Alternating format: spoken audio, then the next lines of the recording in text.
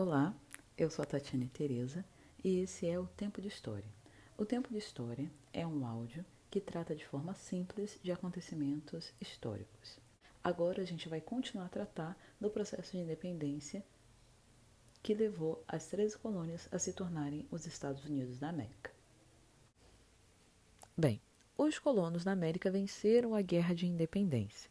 Porém, não basta um país se declarar independente. Esse país ele tem que ter um reconhecimento internacional, não só do país que colonizou, mas também dos demais países. E a Inglaterra só foi reconhecer a independência dos Estados Unidos em 1783. E o tratado que reconheceu a independência dos Estados Unidos, ele pode receber o nome de Tratado de Paris, ou muitas vezes ele também é relacionado como Tratado de Versalhes. E aqui é importante abrir um outro parênteses, pelo seguinte. Em história, existem determinados nomes que se repetem, como o caso do Tratado de Versalhes. História não é apenas memorização de datas e nomes de grandes personagens e memorizar fatos históricos. História vai muito além disso. Mas é importante que a gente se atente às datas dos acontecimentos, como por exemplo, se o professor passa um trabalho, pesquisa sobre o Tratado de Versalhes da independência dos Estados Unidos. Se o aluno não presta atenção na data e joga, por exemplo, no Google Tratado de Versalhes, o Google vai trazer várias informações, vários sites, vários artigos sobre o Tratado de Versalhes.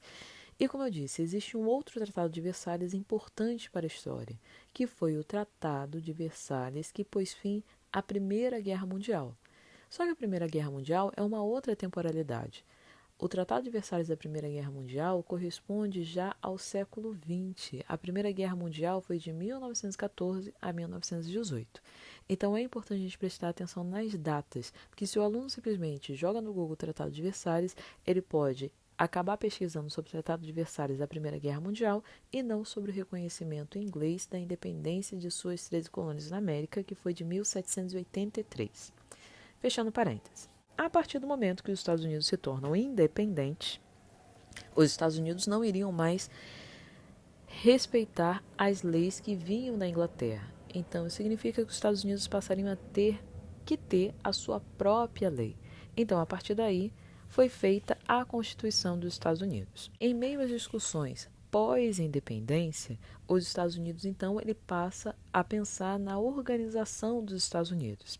As antigas 13 colônias inglesas na América, as 13 colônias passam a ser os Estados Unidos da América.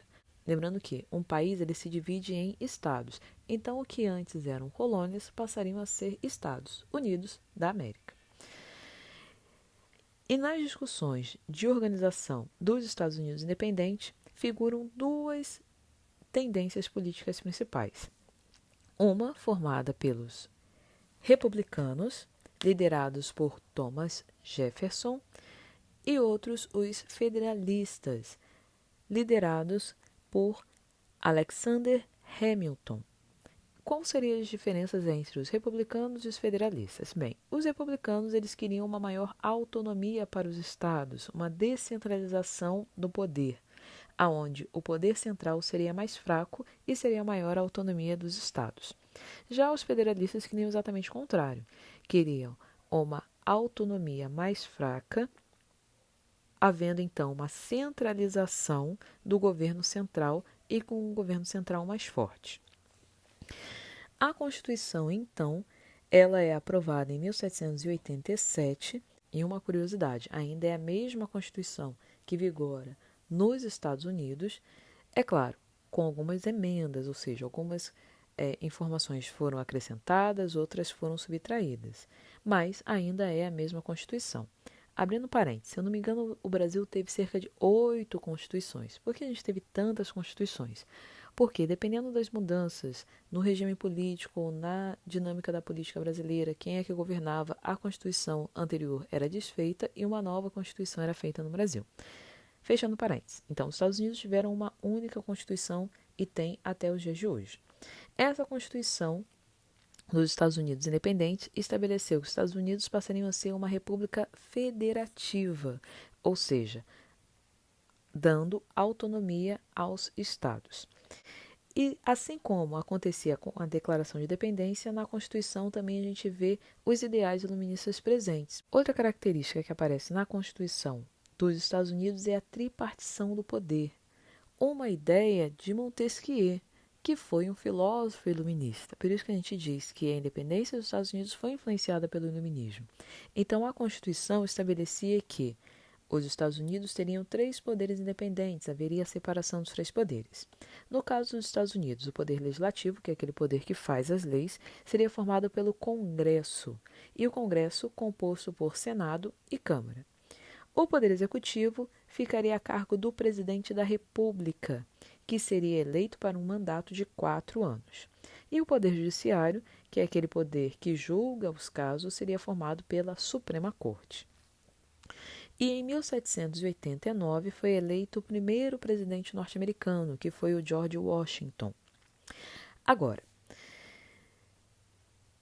pensando na situação dos Estados Unidos independentes, a gente discutiu que tanto a Declaração quanto a Constituição norte-americana foram influenciadas pelo Iluminismo. Lembrando do lema iluminista: liberdade, igualdade e fraternidade. Liberdade no sentido de todos serem livres, igualdade de todos serem vistos como iguais perante a lei, e fraternidade como todos se entendendo como membros de uma mesma família, a família humana, todos serem iguais nesse caráter humano, pertencerem à mesma humanidade. Apesar da Constituição garantir igualdade jurídica para os cidadãos americanos, na prática isso não funcionava exatamente assim. Porque algumas minorias estavam excluídas do processo político, estavam marginalizadas do processo político. E marginalizadas aqui no sentido de estarem à margem, distanciadas, alheias, afastadas do seio do processo político. Principalmente mulheres, indígenas e negros não eram considerados cidadãos, porque eles não tinham direito ao voto, eles não poderiam manifestar a sua vontade política nas urnas. Então aqui cabe a pergunta: será que essa república, que havia acabado de surgir após uma guerra de independência, após a Revolução Americana, ela era verdadeiramente republicana? Lembrando que a palavra república reúne 2 ideias: res, coisa, público, aquilo que pertence a todos. A partir do momento que mulheres, indígenas e negros não eram considerados cidadãos, será que a gente pode dizer verdadeiramente que uma república, uma coisa que pertence a todos, havia surgido? E além disso, se todos deveriam ser considerados iguais perante a lei, se deveria haver um sentimento de fraternidade, todos serem vistos como irmãos, e ainda, todos deveriam ser livres, seguindo os princípios iluministas, deveria haver liberdade, igualdade e fraternidade para todos. Porém, mesmo após a independência dos Estados Unidos, a escravidão foi mantida. Então, pessoas negras ainda eram mantidas como escravas e trabalhavam de forma forçada. Então, aqui cabe o questionamento que, apesar dos Estados Unidos terem surgido e a Revolução Americana ter sido guiada pelos ideais iluministas, na prática nem todos eram considerados como iguais, nem todos eram livres e nem todos eram vistos como irmãos.